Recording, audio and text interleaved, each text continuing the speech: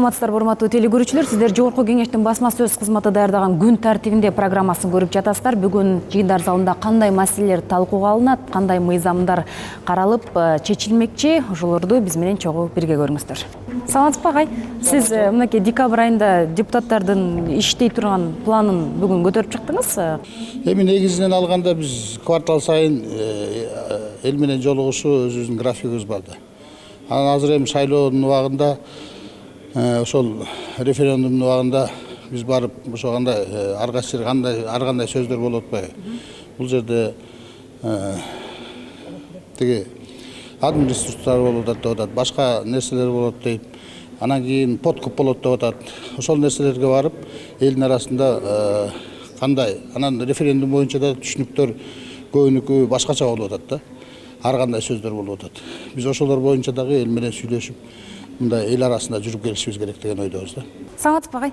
Сиз бүгүн эми коомго керектүү болгон жана кыргыз адабияты, анан кийин кыргыз тарыхы жабылып атат деген маселени көтөрүп чыктыңыз. Ошол боюнча айтып берсеңиз мага. Эми бул мен каккан кайгылуу кабар эмес, же болбосо мен каккан добулбас эмес, бул коомчулукта кызуу талкуу болуп жатат. Эмнегедир өкмөт дагы, парламент да буга көңүл буруп жатат да. Бул өтө чоң көлөмдүү маселе. Анткени кыргыз адабиятын кыскартуу мектеп, орто мектептерде билим берүү сабактарындачы бул кыянаттык, бул кыямат кылып баратырган жол. Бул эми мен түпкүрүндө түшүнүгүмдү ойлоп турам. Бул ошол жанагы билим берүү министрлигине грант берип демирчилик кылган батыш өлкөлөрүнүн бир же болбосо бир фонддордун сунушу болушу мүмкүн да. Ошол кыргыз адабиятын дүйнөлүк адабият менен бириктирип, биздин дагы адабиятты кошо окусуңар дечи. Бул деген таптакыр туура эмес нерсе. Бул деген кыргыз мамлекетинин кыйрашына алып келе турган, кыргыз улутунун жок болушуна алып келе турган кыянаттык нерсе. Кыргыз адабиятын сактап кала албайбыз, кыргыз маданиятын сактап кала албайбыз, кыргыз маданиятын сактап кала албайбыз, кыргыз мамлекетин сактап кала албайбыз. Ошол боюнча мен өзгөчө тапшырма бердим, спикерге сурандым. Ушул профилдүү комитетте жумушчу топ түзүлүп, буну иликтеп чыгышыбыз керек. Кечээ билим берүү министрлиги ушул жерден туруп калып айтты, андай долбоор жок, бул жөнүндө болбогон шак деп чыга. Бирок ошол эле маалда билим берүү министрлигинин жетектөөчү адиси муну моюнга алып атат. Экинчиден ошол илимдер академиясында иштеген филология илимдеринин доктору Советбек Байгазиев тастыктап атат. 2017 жылдан баштап ушуну ишке киргизет деген долбоор бизге келип түштү. Биз буну карап жатабыз деп. Деги эле батыштын цивилизациясы менен чыгыштын философиясын бир багытта алып кетүү таптакыр мүмкүн эмес. Ал жакта классицизм, реализм, сентиментализм, а бизде болсо фольклор, поэзия, проза, биздин адабият алардын адабияты менен айкалаштыра тургандай түк мүмкүн эмес. Ошондуктан мен айттым, ушу кыргыз адабиятын бир гана сактап калыш үчүн ушул калында эмес, анын көлөмүн көбөйтүш керек. Деги эле мамлекеттик кызматка барам дегендер ушул маданият боюнча, адабият боюнча тест тапшырыш керек. Мына ошондо биз мамлекеттүүлүктү күчтөгөнгө аракет кылган болобуз. Сиз болсо бу Кытай эл республикасынын жана Кыргызстандагы элчилигинин иши боюнча айтып кеттиңиз, виза берүү маселеси, студенттердин окуу жайы, ошол боюнча маселени айтып берсеңиз. Сентябрь айында Кыргызстандагы Кытай посольствосунда теракт болгондон кийин көпчүлүк биздин кыргызстандык студенттерибиз өз убагында окууларына барып жайгаша албай калышты. Бирок ошол эле кезде Кыргызстан тарап менен сүйлөшүүлөр болгон. Министр образования Кытайской республики убагында барбаган үчүн себептерин түшүндүрүп кабыл алуу тууралуучу. Бирок ошол эле кезде биздин ошол Кытайдагы посольствонун кызматкерлери ошол иштин үстүнөн түшүп, ошол студенттерди жайгаштыруу боюнча катуу көзөмөлгө алып иштеш керек болчу, баарына эскертүү берип, баарына маалымат убагында жеткизип. Бирок ошол иш-чара болбой калган. Ал болбогону аз келгенсип, ошол студенттер посольствонун кызматкерлери тапкан эмес убагында, кабыл да кабыл алган эмес, телефон бир топ чалышкан, телефондордон жооп беришкен эмес. Мына менин билишимче биринчи студенттер азыркы кезде бир жыл ошо сабактардан кеч калып калышты. Ошо кечигип калган студенттердин эми абалы кандай болуп атат? Кандай сунуштарды бердиңиз? Аларды эми ал окуу жылдар албагандан кийин алар бир жылга кеч калды. Биз посольствого кайрылдык, МИДке кайрылдык, эч кандай жыйынтык болгон жок. Мына өзүңүз көрүп атасыз, уже декабрь айы болду, 3 ай кеч калды, албайт албетте. Эгер өз убагында чара колдонуп, өз убагында ошол студенттердин баарын чогултуп, түшүндүрүп, барганда моюнтесиңер, могу сүйлөшүүлөр болду, могу жыйынтыкка жетиштик десе, алар билмек да эмне кылууларынчы. Алар барганда эч кандай маалымат жок, кимге кайрылууларын билген эмес. Окуу жылдар болсо алар отказ кылган. Сиз бүгүн электр энергиясы менен элди камсыз кылуу, анан ошо биздин аэропорттогу маселе, элдин абалы тууралуу ушул жерде болуп жаткан маселелерге токтолдуңуз. Маалымат берсеңиз кененирээк. Биринчи маселе боюнча, бул кышка даярдык боюнча маселени өткөн жумада дагы көтөргөнбүз. Өкмөт башчысынын катышуусунда бүт өкмөт мүчөлөрү келип атышкан. Ал жерде маселе мындай маселе болгон.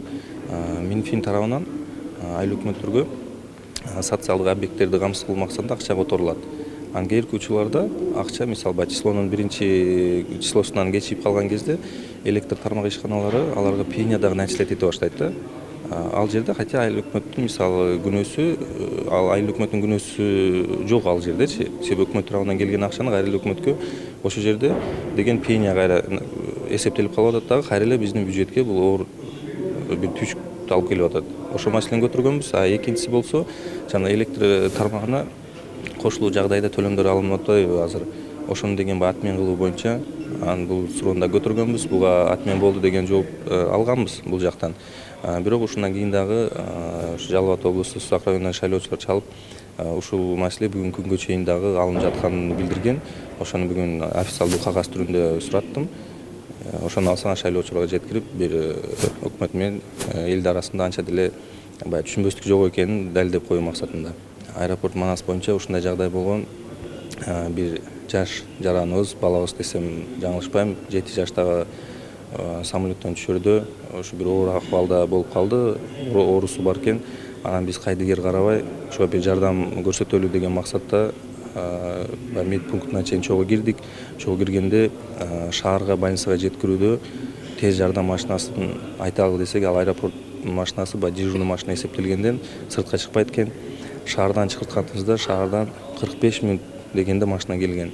Билесиздер, ал маалда тез жардам көрсөтүүдө 45 мүнөт эмес, 10 мүнөт дагы көп ролдо ойноп коет экен. Тилекке каршы ал баланы алып келгиче бир акыбалдагы оорулашып, реанимацияга түшүп, бир ыңгайсыз оор күнгө туш келген да. Анан ошол жакта сунуш болуп атат, бир выездге чыга турган бир дежурный машина турса. Себеби бул күндө калбайт экен мындай. Чечебиз деп сөзүн беришти, эми келечекте көрөбүз. Негизи бардыгы ушу элге бир шарт түзүп берүү максатында көтөрүлүп жаткан маселелер. Азыр биз танапис учурдан пайдаланып, жыйындар залына кирип, жогорку кеңештин депутаттарына суроо узатабыз. Саламатсызбы? Бүгүн жогорку кеңештин пленардык жыйынында кандай маселелер каралды? Негизинен декабрь айынын календарлык планын бекиттик. Шайлоочулар менен жолугушуу боюнча кийинки жумага токтом кабыл алдык. Анан ар түрдүү маселелер боюнча депутаттар жарыш сөздө элдин көйгөйлөрүн айтып чыгышты. Сиз айтсаңыз, көп журналисттер белгилеп келишет, ушу ар кандай маселелер саатынан кийин бир да депутат калбай калат деген маселелерди көп көтөрүп жатышат да. Буга эмне себеп болууда? Саатынан кийин деген туура эмес. Баягы депутат өзүнүн айткан маселесин айтып, кайрылчу жерге кайрылгандан кийин өзүнүн кабинетине, иш ордуна кетип атат. Ал жак туура эле, эми бул саат 11-де келип карасаңар, бардык депутаттар отурган болот. Саламатсызбы? Сиз бүгүн туризм маселесин көтөрдүңүз жыйында. Деги эле Кыргызстан ушу туризм өлкөсү, туризм жайылтуу керек, сары челекке көбүрөөк басым жасадыңыз, ошол боюнча айтып берсеңиз. Сары челектин жолу мына акыркы 20 жылдан бери, Советтер Союзу таркагандан бери эч кандай каралбай келет да. Ал жактан биринчиден буга чейин депутат болгон жок. Анан экинчиден баягы ыйлабаган бала ачка калат дегендей кылышып эле баягы унутушуп калып жатты. Бүгүнкү күндө сары челек биосфералык заповеднигине жылына 20 000 турист келет. Ошонун ичинде чет өлкөлүктөр көп, Европадан келген жана башкасынан келгендер көп. Менимче ошолордун биздин жерибизге, биздин кооз жаратылышыбызга ушундай 21-жылымызда ушундай сакталып калган кооз жерлер бар экен деп сүйүнүп, сыймыктанып кетишсе, жолубуздун начарлыгына нааразы болуп кетишет, ушуну карашпайт экен деп. Бүгүнкү күндө ошол жер 3 айыл өкмөттөн өтөт. Кара Жыгач, Кара Суу, Кызыл Туу деген айыл өкмөттөрдөн өткөн жерлерде жол жок. 20 жылдан бери болгону 1 километр жол салынды. Ошону кече мен премьер-министрге, транспорт министрине кайрылып, алар жардам беребиз дешти. Кудай кааласа ушул маселени чечсек абдан жакшы болот эле. Кыргызстандын 4 өнүгөбүз деген 4 багытынын бири болуп туризм айтылган. Ушул туризмди өнүктүрүп, Кыргызстанга, анын ичинде ушу сары челекке дагы келген туристтерди көбөйтсөк абдан жакшы болот эле деген тилек кылып, ушуну айттым эле бүгүн. Урматтуу телекөрүүчүлөр, сиздер жогорку кеңештин пленардык жыйынында каралган ар кандай маселелер саатында депутаттар кандай маселелерди көтөрдү, ошолор боюнча тааныша алдыңыздар. Ал эми бүгүн пленардык жыйында күн тартибинде 12 маселе каралат. Бардыгынан кабардар болуу үчүн кеңеш KG сайтына кирип окуңуздар. Ал эми парламент радиосун угуп, Пирамида телеканалын көрүп туруңуздар. Саламатта болуңуздар.